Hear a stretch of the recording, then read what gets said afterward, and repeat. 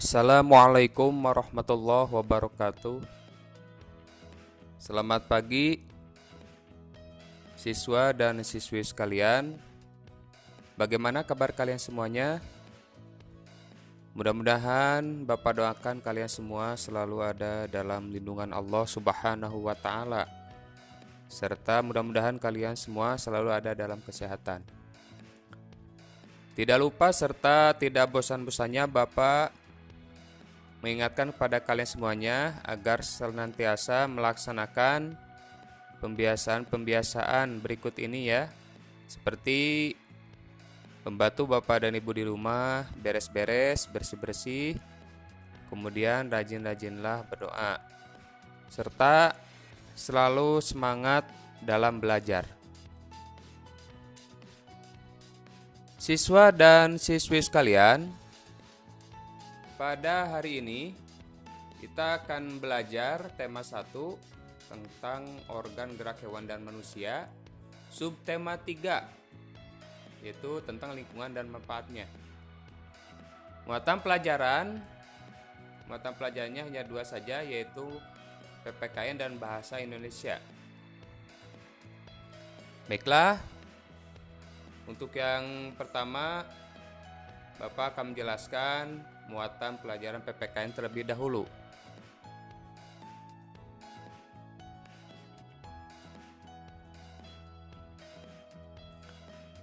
Di sini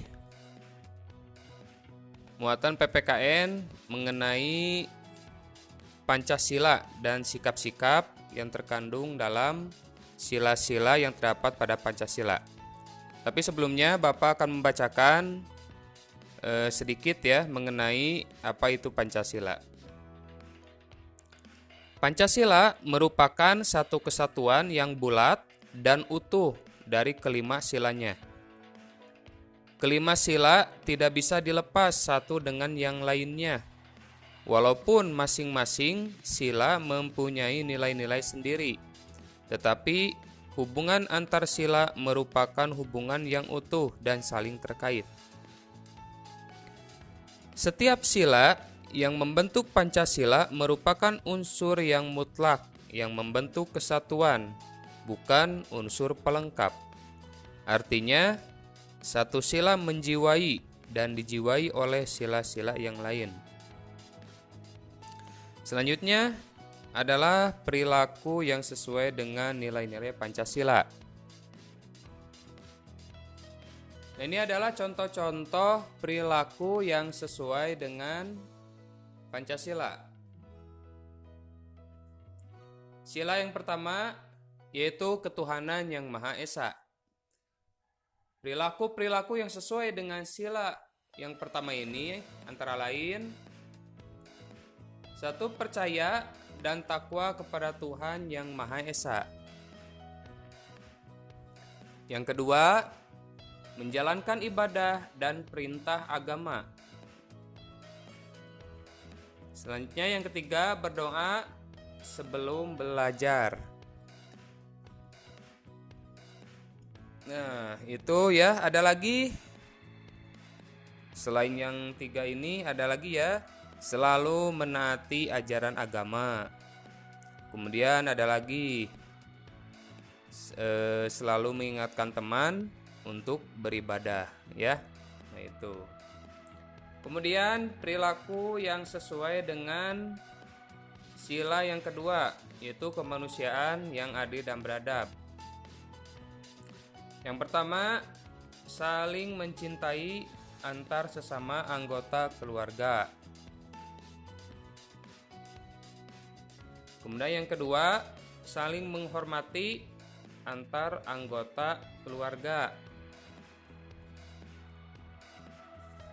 Kemudian yang ketiga, menolong teman yang terjatuh saat berolahraga. Itu salah contohnya ya. Ada lagi ya, itu tidak curang ketika bermain, itu salah satu contohnya. Kemudian kalau di kelas meminjamkan pensil pada teman apabila teman kita lupa membawa pensil. Kalau kita punya lebih, itu beri pinjam ya. Nah, itu bukti bahwa kita telah melaksanakan perilaku pada sila kedua, yaitu kemanusiaan yang adil dan beradab. Selanjutnya, contoh perilaku yang sesuai dengan sila ketiga, yaitu Persatuan Indonesia. Yang pertama,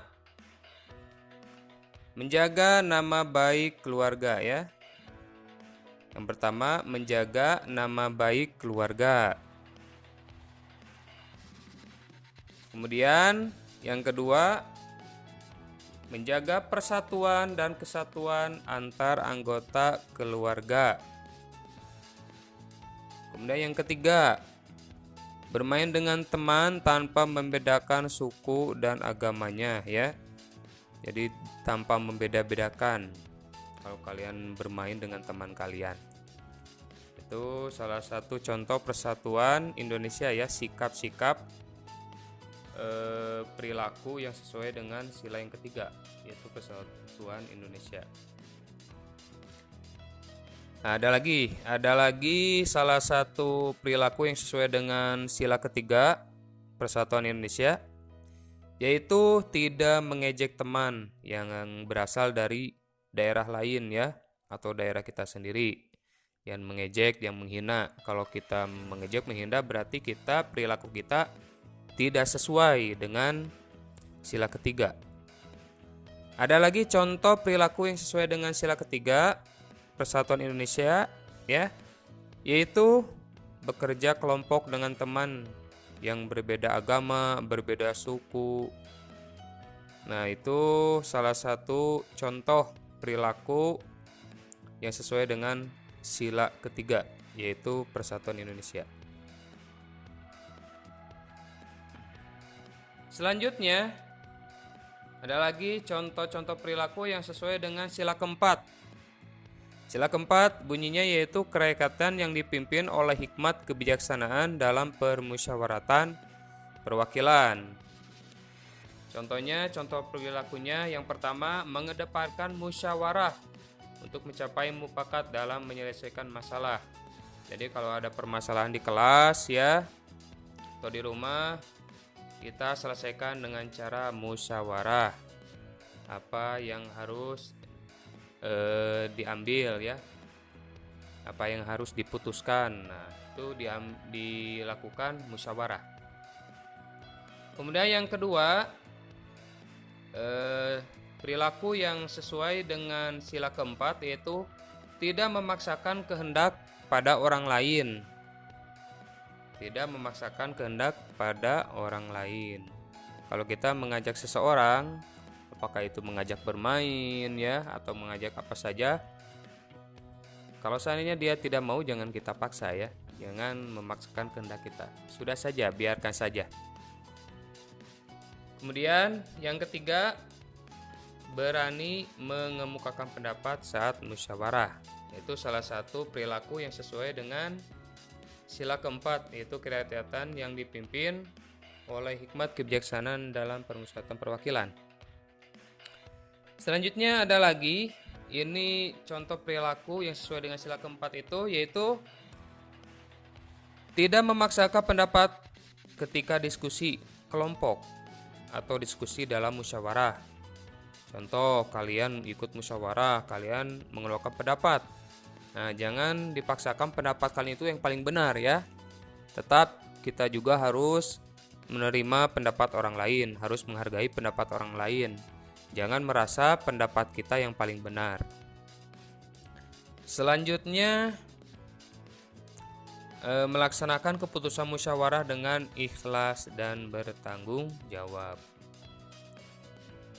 Ketika selesai musyawarah, apa yang telah diputuskan harus kita terima dan ikhlas, kemudian harus kita laksanakan. Berarti itu jalan yang terbaik. Ada lagi perilaku yang sesuai dengan sila kelima. Sila kelima bunyinya yaitu keadilan sosial bagi seluruh rakyat Indonesia. Contoh perilaku yang sesuai dengan sila kelima diantaranya yang pertama, menghormati hak dan kewajiban orang lain ya. Kita harus menghormati sesama teman ya. Itu harus saling menghormati hak dan kewajibannya. Kemudian yang kedua, menjunjung tinggi nilai kekeluargaan. Selanjutnya, tidak melakukan perbuatan yang merugikan orang lain. Nah, itu contoh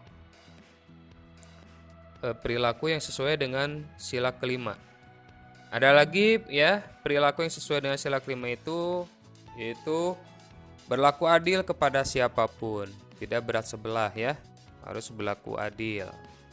Kemudian menghormati hak-hak orang lain.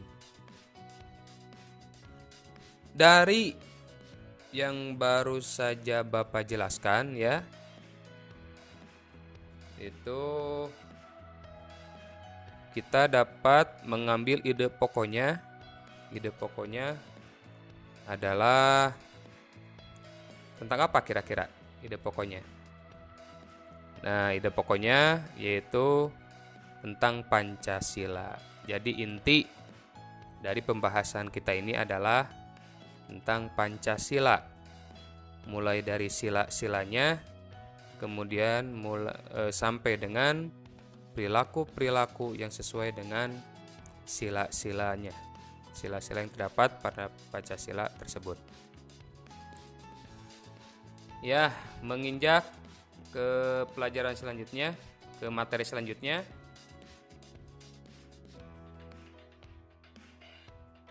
Nah, di sini kita akan belajar mengenai menentukan ide pokok paragraf ya.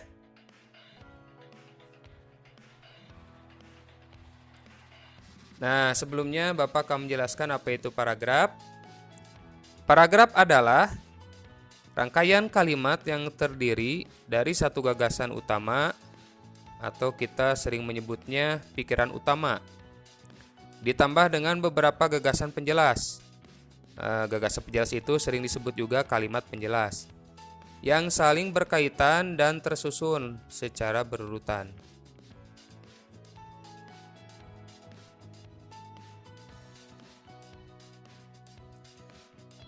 Pada subtema 1 dan subtema 2, kalian telah mempelajari tentang ide pokok.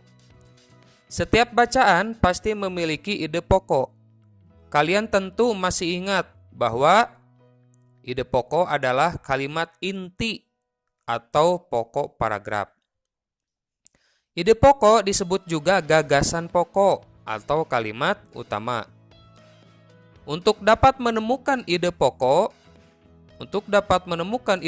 suatu paragraf, kalian harus menentukan dahulu kalimat utamanya. Kalimat utama adalah kalimat inti dalam suatu paragraf dan dijelaskan oleh kalimat-kalimat penjelas. Kalimat utama dalam sebuah paragraf dapat terletak di awal, di akhir, kemudian maupun awal dan akhir paragraf ya. Jika kalimat utama terletak di awal paragraf, maka paragraf tersebut disebut paragraf deduktif. Nah, ini ya. Jenis-jenis paragrafnya ini paragraf deduktif. Jadi paragraf deduktif itu yaitu kalimat utama yang tersusun di awal paragraf, yang mengemukakan pokok-pokok persoalan yang bersifat umum ke hal-hal yang bersifat khusus. Selanjutnya, paragraf ini disusun dengan mengemukakan pokok-pokok persoalan yang bersifat umum ke hal yang bersifat khusus. Kemudian yang kedua, ada lagi paragraf induktif ya. Apa itu paragraf induktif? Yaitu kalimat utama yang terletak di akhir paragraf yang mengemukakan pokok-pokok persoalan yang bersifat khusus ke hal-hal yang bersifat umum. Atau kita sering menyebutnya dari khusus ke umum.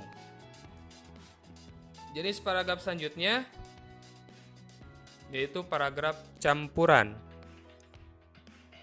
Apa itu paragraf campuran? Yaitu kalimat utama yang terletak di awal dan akhir paragraf dengan memaparkan kesimpulan di awal paragraf dan ditegaskan lagi di akhir paragraf ya. Nah, itu mengenai cara kita menentukan ide pokok dalam paragraf. Kemudian jenis-jenis paragrafnya ya. Selanjutnya untuk materi selanjutnya yaitu tentang menggali informasi dari bacaan.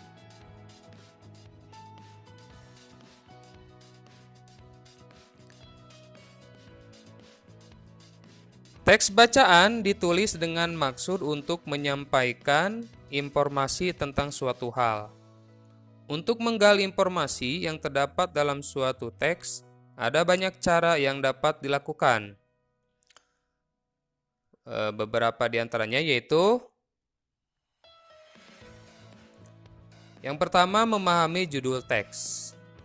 Apa itu judul teks atau judul? Judul adalah identitas sebuah bacaan. Judul memberi gambaran secara singkat tentang isi suatu teks.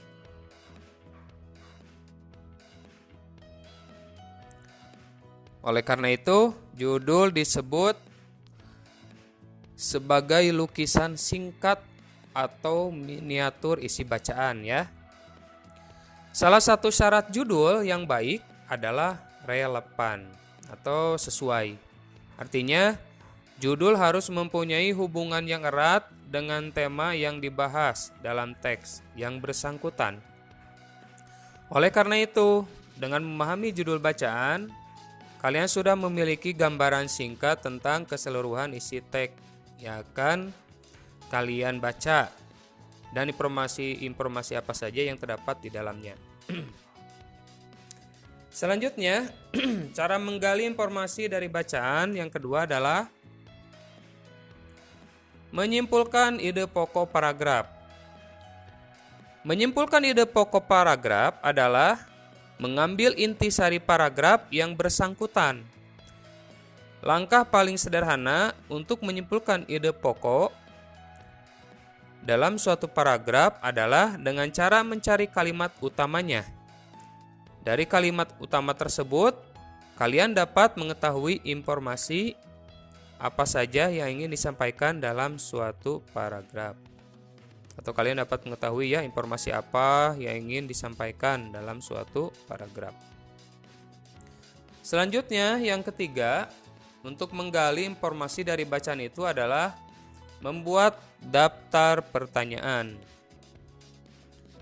Dengan membaca judul teks, kalian tentu sudah membayangkan hal apa saja yang akan dibahas dalam teks tersebut. Dengan demikian, kalian juga dapat membayangkan informasi-informasi apa saja yang kalian harapkan dapat diperoleh dari teks tersebut. Oleh karena itu, sebelum memulai membaca, kalian dapat mengajukan daftar pertanyaan yang kalian harapkan dapat terjawab dalam teks tersebut.